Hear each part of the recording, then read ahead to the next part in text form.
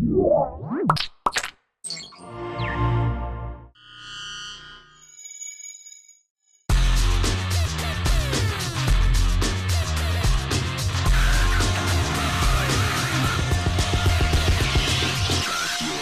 episode of Hak5 is brought to you by Netflix, Gamefly, and Domain.com. Got a great idea? It all starts with a great domain. Hey everybody, welcome to this week's episode of Hak5. I'm Matt Lestock. I'm Darren Kitchen. And I'm Shannon Morse. And today we are coming to you live from none other than Virginia Tech. Woo!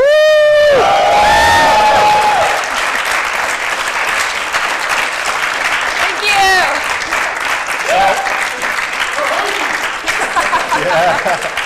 I got something for you later. A lot of Hokies in the room. A lot of Hokies in the room, obviously. It's our first live show that we've done on location. Really stoked about being here. So we made the trip, and a lot of people came out, so we couldn't be happier. But today is going to be kind of a refresher slash. There's a lot of new viewers. I got an email recently about some guy, and he was like, "Oh, I love the show. I've been watching since the beginning of the 6th season." I'm just like, really?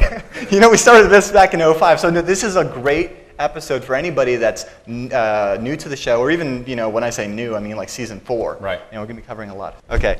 Well, that adorable little creature there is the network monkey, and he absolutely loves your packets. He is the proverbial monkey in the middle, just like the pineapple is on the Wi-Fi networks. He actually comes standard with Ethernet jacks in his hands, right? Oh, but wait, there's more. Yeah, so you plug that end into the target PC, and then, right behind the PC is the network jack into the wall, so we plug it into there, and then, you get the idea. He's in there. So what is he doing? Well, he's actually listening to everything in there, and that's actually the power cord in his foot. Yes, I don't have the power cord with me, but that's plugs right in there. And then in his tail, we have a Wi-Fi antenna. Because what he does is monkey see, monkey do. Everything that travels between left arm and right arm, he speaks through his banana phone to the black van in the parking lot. So yeah, if I just molest my monkey for just a moment. That didn't sound right. I'm not going to be able to get this out. Anyway, there is a Fawn 2.0 in here that looks very similar to this Fawn here, except it has 2 Ethernet ports, obviously, so that he can sit there in bridged mode and let the connections go in between there. And he just transmits everything over the Wi-Fi. You actually connect to him and initiate an open VPN connection back to yourself, and then everything is tunneled through a secure link in the Wi-Fi. He is another device that is perfect for penetration testers. This is actually something that you don't have to put inside of a monkey. That's optional. If you would like to, however, I've got, they will be on the site next week for sale, actually.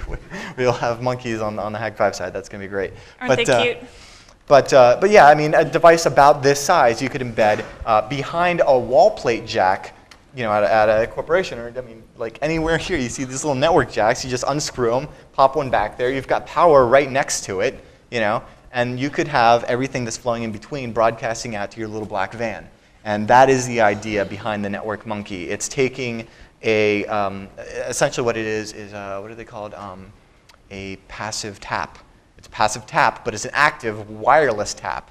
And I absolutely love the monkey. He's one of my favorite hacks. And again, the kudos here goes to Robin Wood, because I can't program myself out of a wet paper bag, and he seems to be very down with the OpenWRT, because again, this is a Fawn Plus, so our favorite development environment. You said he was kind of invisible. What did you mean by that? I can't remember the exact IP, but he does actually have one, but it's not something that's going to be on your range most likely. I think it's like 255, 255, 255, 254, or 254 type. Anyway, it's something obscure. Yeah, if you were savvy enough, you probably could find him on your network. But then again, you'd also have to find what network jack he's in and whatnot. So yeah. But what's cool is when you have a monkey in the middle in between you, it does not change the time to live on any of your packets. It does not add a hop. So when you do a trace route, it's completely invisible that it's actually there. Want to play all the latest co-op video games, but don't have any friends? Contract a companion. It's a great idea that starts with a great domain at Domain.com.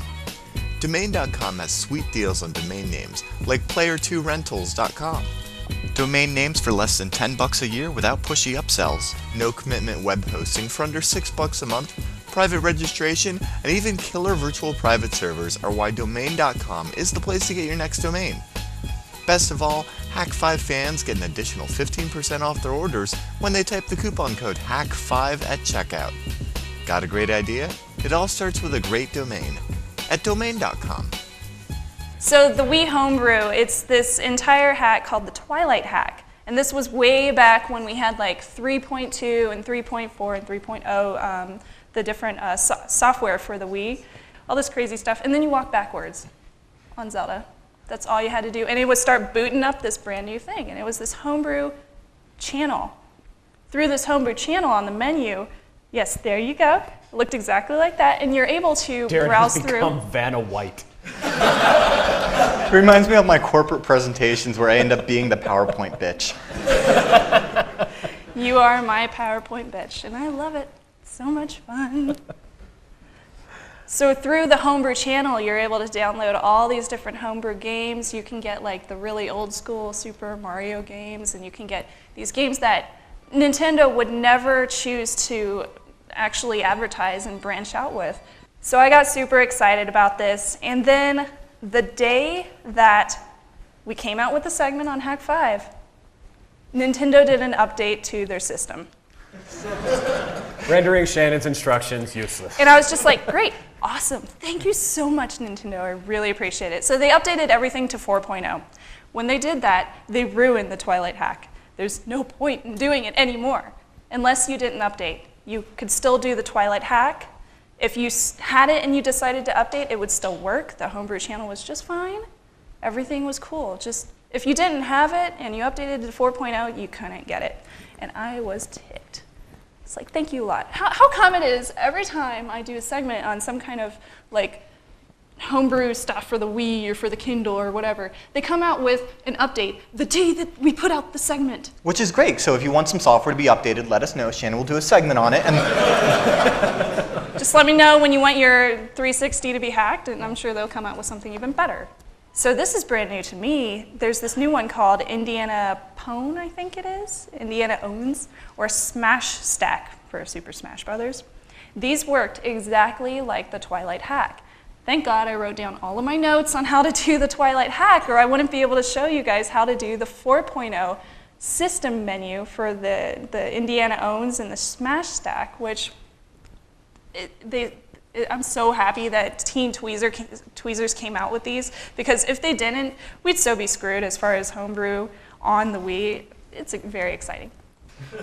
The moral of this is that it turned out to be so simple to do all these different homebrew apps and to actually update your Wii without going through Nintendo, that it was just amazing. It turned my life around as far as gaming goes, because I found out you could do this stuff in just a split second. And if they update it, somebody's going to come out with a new hack, a new kind of bootloader that's going to fix it for you, and you'll always be able to get that homebrew. They can't screw you over. Netflix!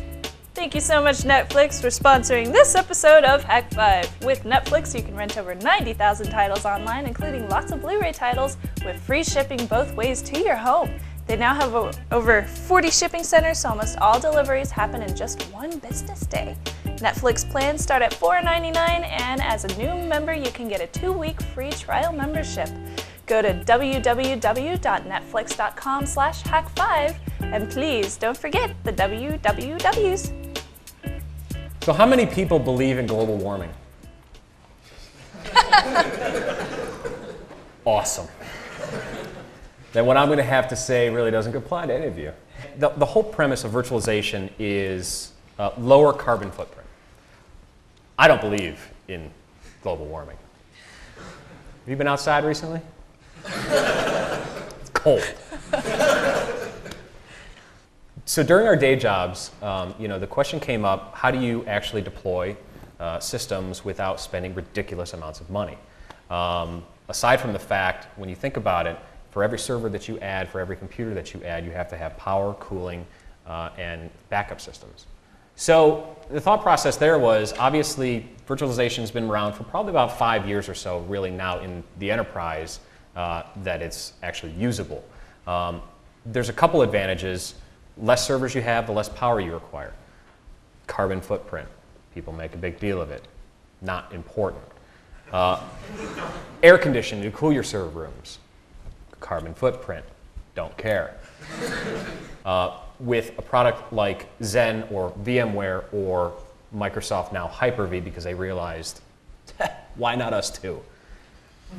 You can actually set up a high availability system, dumping it off to remote sites in real time with block level this, with block level that. But in my case, and a lot of people's cases, the reason that they chose virtualization beyond consolidation is ease of management. My job is stressful enough without having to figure out where a machine is located, why it's not working, and is it even on at that point. So in the end, the $2,000 server, Darren, is it still running? Yes. Yes, it is. And do you like it? I love it. As long as it keeps humming, I have a job.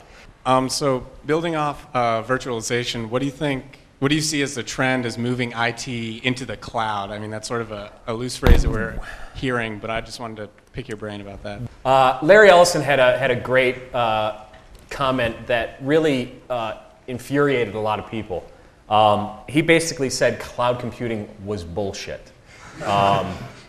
Larry's a powerful guy, but when you have the entire technology industry basically call you a moron, it's probably not the smartest thing that you've ever said.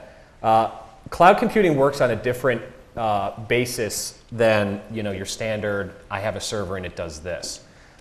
With cloud computing, you pay for CPU cycles, you pay for used RAM, you pay for disk space, all of which is shared with other users. Now you can buy committing resources so that you have guaranteed functionality. However, if you go over your commit, you're paying ridiculous amounts of money. What I really see going forward is the desktop is going to go away. And what I mean when the desktop is going to go away is kind of like the cloud aspect of things. There is a movement toward VDI, which is virtual desktop infrastructure, where your desktop is not limited to this anymore. Your desktop is actually stored on a server, and you have real-time access to utilizing the 3D architecture in the piece of hardware you're using, but you can access it from his Tonka toy POS or one of the supercomputers that you guys have here in the building. What I will say is it's going to be a very difficult transition for a lot of people, simply because VDI requires pretty much cloud access, and there's the interchange between public and public. You guys here at Virginia Tech utilize NATed networking for most of your stuff. When you get assigned an IP address, it's a 172 number most of the time. That's what I was told. I haven't been sniffing. I could be wrong. It's only on the wireless. Okay, on the wireless. But even then, you didn't tie it in to the public network to pull an IP address because you don't have enough, right? I'm guessing that's probably one of the reasons. I think recent projections indicate IPv4 is going to expire, it could be at the end of 2013. We're out of addresses. No more public addresses are available. There's only been 26% adoption in core routing services across the internet for IPv6, which has, somebody know, is it trillions of addresses? Something, it's A really big number. yeah, it's some stupid number. But once that actually happens, the VDI, the virtual desktop infrastructure, is really going to take off because you're no longer limited to taking a laptop or your desktop at home and stuff like that. So beyond the cloud computing aspect, yeah, there's the services like Amazon, their MC2, no, that's not EC2. it. EC2. Their EC2 product, which is great for Twitter and stuff like that, and it's great for certain aspects, but it's definitely not a mainstream platform. I think of it more, and I'll end on this real quick. Everybody heard of Web 2.0. When's the last time anybody said Web 2.0? It's a buzzword. It's It's going to get you excited about whatever it is, and it's going to fade by the wayside. I look at cloud computing like that because it's just a buzzword. But the technology behind it, once more mature, sure, it'll take off. But until then, we're stuck with this. Keep your personal information away from spammers, hackers, and your crazy ex-roommate. Private domain registration from GoDaddy.com protects your privacy by keeping your address, phone number, and more out of the public database. Check out revision3.com/GoDaddy for all of our GoDaddy codes and offers. So who here is on the wireless network? Okay. Who here is on my wireless network? What's the name of the SSID you're connected to? Just go ahead and check right now. And I'm going to go ahead and pull up. Boston! Oh, hey, look at that. Let's see. 1, 2, 3, 4, 5. Oh, I see a lot of traffic going now. 5, 6, 7. Great. All right. Well, would the person with the MAC address ending in E661 please? No, I'm joking. We're not going to pick on anyone in particular. And if you've been wondering why the Wi-Fi has been sucking, it's because you've been going through my cell phone for your internet access. You basically been going sucks, man. From this device here, the Pineapple, the Wi-Fi Pineapple running their Yazaga You guys software should have known. through my computer, the man in the middle that's been sniffing all of those packets, and then out through this beautiful Verizon network, which works everywhere, unlike you AT&T bitches. So no, nobody was using AIM, but I'll be saving this this log file for further fun later through some analysis. imap.gmail.com, really? Okay. Get on Press with it. reset now to enter failsafe. Okay, so this is right there. Of course, everything starts blowing up. This is the Wi-Fi Pineapple. It is not a device that you want to go through airport security with in your carry-on luggage. And I had an experience on my way to San Diego. CES? No, we're going to San San Diego Diego. for TorCon. And take the cameras and laptops out of my bag. I don't check anything because it's my equipment, man. I need it close to me, right? Well, the lady goes, pulls me aside and she goes, "What's this? We found it in your bag." And I go, "Oh, well, that's my novelty router." "Oh, really?" Yeah, it's a wireless router, but they make it look like a pineapple. "Oh, isn't that cute? Look at from my grandson." Well, anyway, long story short, she tells me it really does look like a grenade on the X-ray. Yes. Essentially, using a USB to serial TTL connector, you connect to a couple of these pins here and open up your terminal. And when this boots up and you issue a Control-C, you can actually get into the bootloader and flash it with your own file system and your own kernel. And that's very convenient. And this is, again, one of those hacks, just right along with this physical security stuff, taking advantage of the inherent trust that the machine has with the human, and having fun with that fence there between security and convenience, and making an operating system and just a platform where users can actually use it and not have to be Linux geniuses like most of you guys here in the room, right? So when your machine boots up and it goes out and looks for, oh, I remember my home Wi-Fi or my corporate Wi-Fi or that Linksys router I always use. And not mine, my neighbor's, but it sends out a probe that says, "Hey, is Linksys around?" And this sees that and says, "Why, yes, I'm right here." And your machine doesn't know any of the wiser. You would think Microsoft would say, "And I am out of virtual memory." No!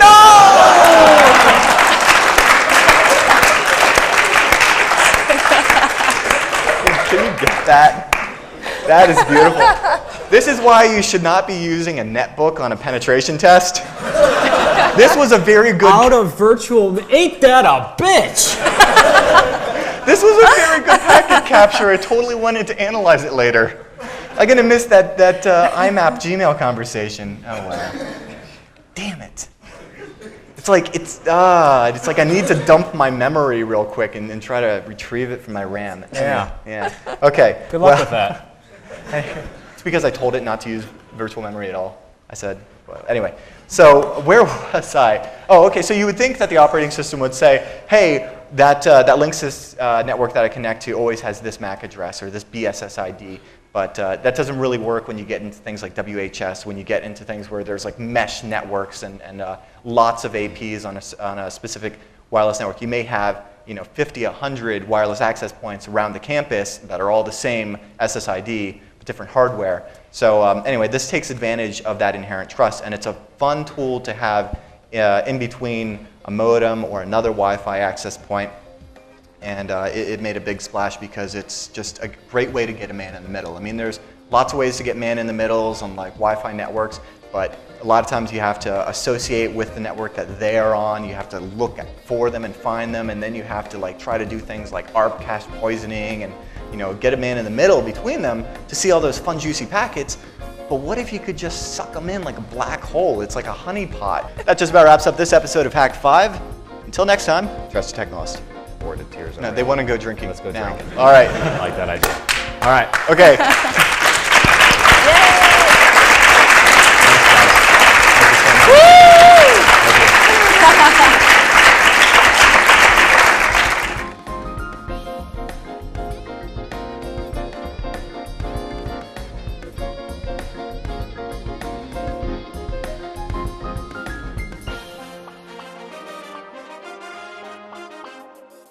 Adequate now? I have so much buffered in my head right now. It's about to, like, if I tip my head, it's going to pour out. I'm just taking it.